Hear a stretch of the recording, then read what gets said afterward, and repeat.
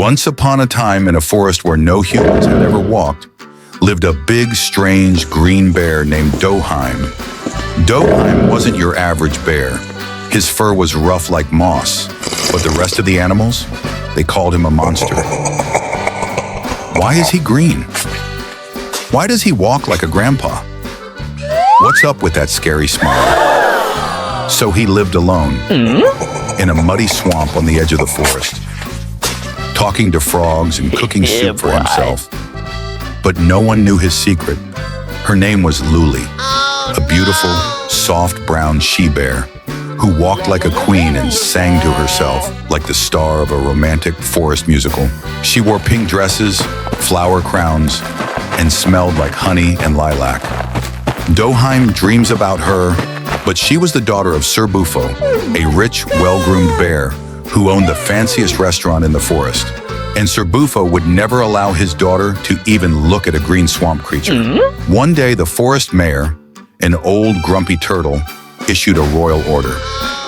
All strange-looking creatures are to leave the central woods.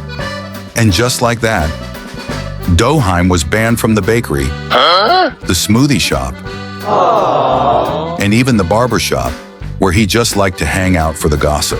Doheim snapped. He said, "I may be green, but my heart is bigger than your entire restaurant menu. I'm getting Looli back." He was joined by a hyper-bouncy owl named Rasha, who talked too much, knew too little, and secretly loved Doheim like a brother. Along the way, they crossed a river run by angry ducks and survived a philosophical camel who changed moods every 15 minutes. Finally, he reached Sir Bufo's hotel where Looli was about to be engaged to Ramos, a bodybuilder bear. Doheim called Ramos and tell everything about Lolly. He turned and go away. Doheim confessed everything, how he loved her, how he didn't care if he was weird. Looli smiled through tears and said, "I never loved your looks. I loved your soul." They ran away together, moved into a cozy swamp cottage, drank mint tea every morning, and every night they danced to the croaking songs of the frogs. They weren't normal, they weren't perfect, but in a world full of weird, they found their kind of love.